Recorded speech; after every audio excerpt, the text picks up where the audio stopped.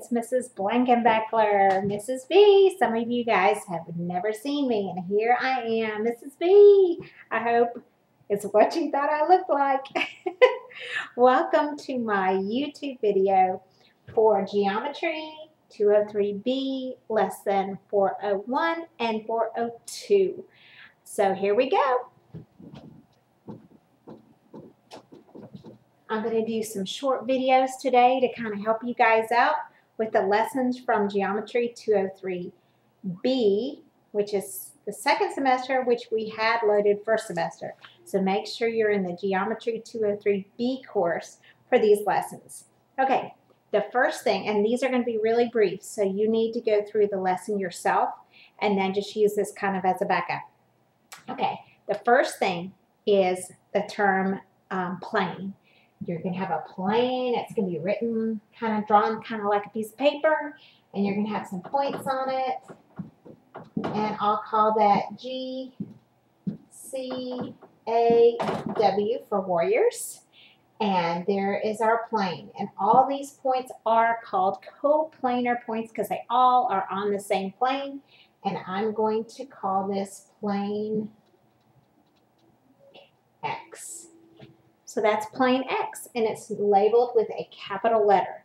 So GCA or GCW are all coplanar points on the plane X. So that's just some general information about planes and points and coplanar points. And that's the first part of the LMS. Okay, the second part of it is looking at circles. So here we go, looking at circles. So here is our circle. Let me make sure, yeah, you guys can see it.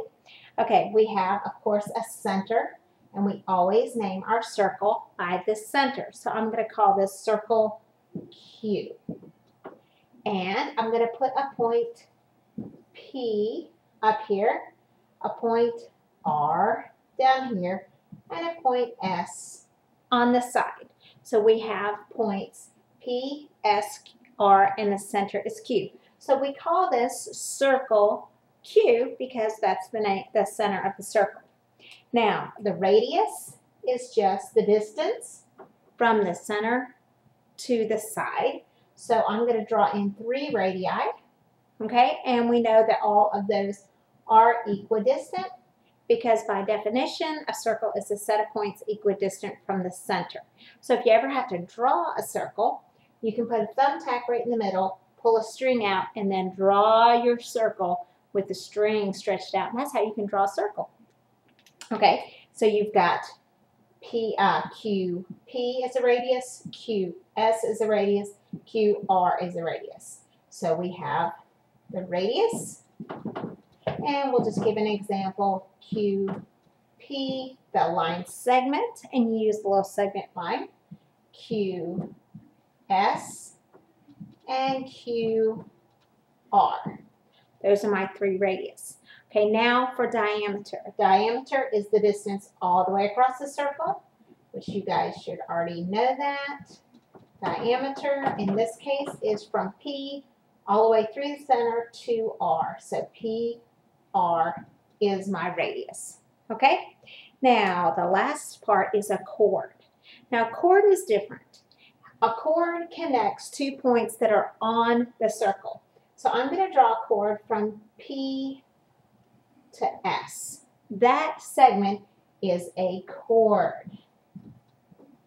So that one may be new to you. P, S is a chord. And P is on the circle. S is on the circle. So P, S is a chord. So is a radius a chord? No, because Q is in the center of the circle and the end point can't be at the center. Is QR a chord? The answer is yes. PR is a chord. So our diameter is a chord because a chord has endpoints on the circle. So all diameters are chords. So I could draw another diameter. Let's call this X. Go through the center and draw a Y here. XY is a diameter and it's a chord. XR, that would also be a chord because the endpoints are on the circle, okay? So are all chords diameters? Is RX a diameter? No, because it doesn't go through the center of the circle. So that's the difference between a chord and a diameter. Okay, diameters have to go through the center. So now let's look at arcs. Those are segments associated with the circle in the first lesson. And now arcs. Okay, we have three types of arcs. We have a minor arc.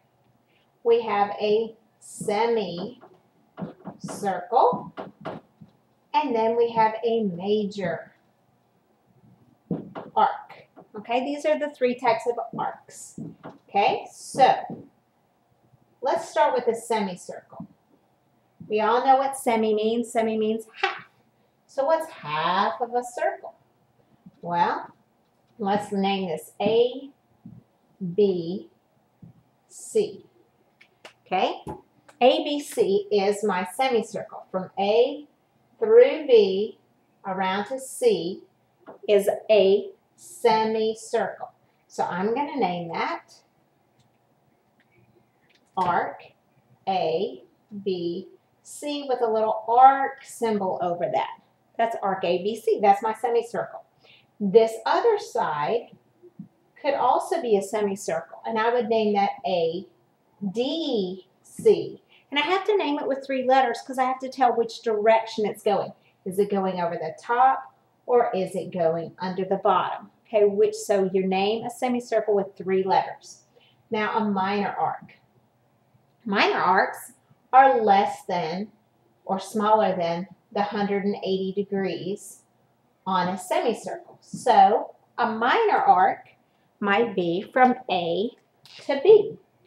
A to B, this arc is a minor arc. So I'm going to say minor arc A, B with an arc symbol. And you probably can't see that because it's in an orange color. I had to go get new markers, a dark marker, so I could show that to you. AB is my minor arc. It's less than the semicircle, less than a half the circle. So what would be a major arc? Well, what do you think? Greater than half the circle. So how would I name that?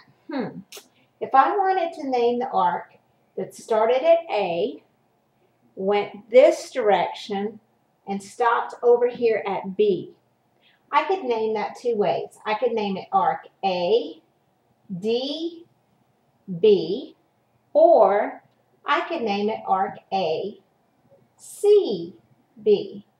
Okay, so A, D, B goes through A, and so each endpoint is one of the endpoints, and the center letter tells which direction. If I wanted to go from A and come around to the major arc and end at D, I would name that one A, B, D, or what's another way I could name that?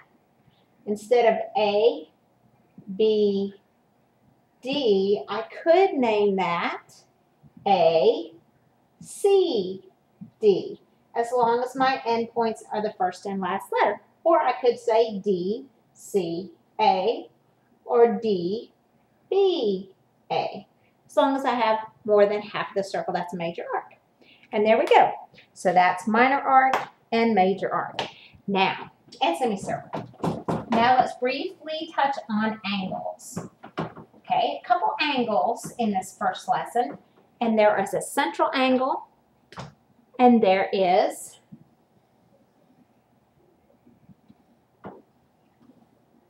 what we call an inscribed angle. Okay, central angles, we're going to stop here, and you're going to come back for part 2.